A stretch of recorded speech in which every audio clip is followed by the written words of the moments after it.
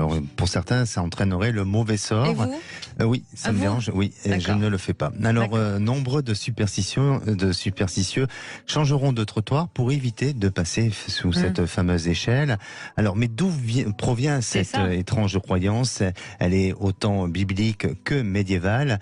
Elle fait référence à l'image de la Sainte Trinité. Alors, car si vous observez la figure géométrique que forme une échelle contre un mur, eh bien, on y voit un triangle, et les croyants associaient ce triangle à la Sainte Trinité, c'est-à-dire le Père, le Fils et le Saint-Esprit.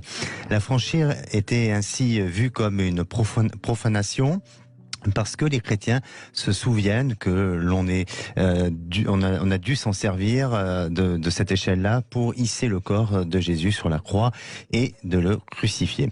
Alors cette image est aussi associée à l'idée de mort prochaine durant l'ère médiévale, puisque l'échelle était présente lors de condamnations à mort pour les pendaisons. Elle était utilisée pour attacher la corde à la potence. Et oui, le condamné devait en effet passer sous une échelle avant de finir, exécuté. Exactement. Et puis pour les moins superstitieux,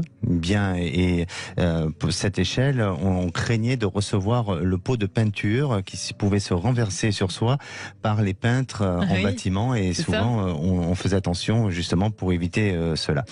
Mais voilà d'où provient cette superstition. Je ne suis pas prête de repasser sous une échelle maintenant. Voilà, en sachant exactement. ça, vous voyez. Alors j'évite aussi, par contre j'évite les échafaudages, moi. Je ne passe pas sous les échafaudages, mais c'est parce que j'ai peur que ça s'écroule. Oui, effectivement, ou d'avoir des éclaboussures. Oui, voilà. Non, mais j'ai peur que ça s'écroule, ça. Effectivement. Je sais pas pourquoi. Mais les échelles, c'est fini. Voilà, vous avez bien fait de nous expliquer. Bon, très bien.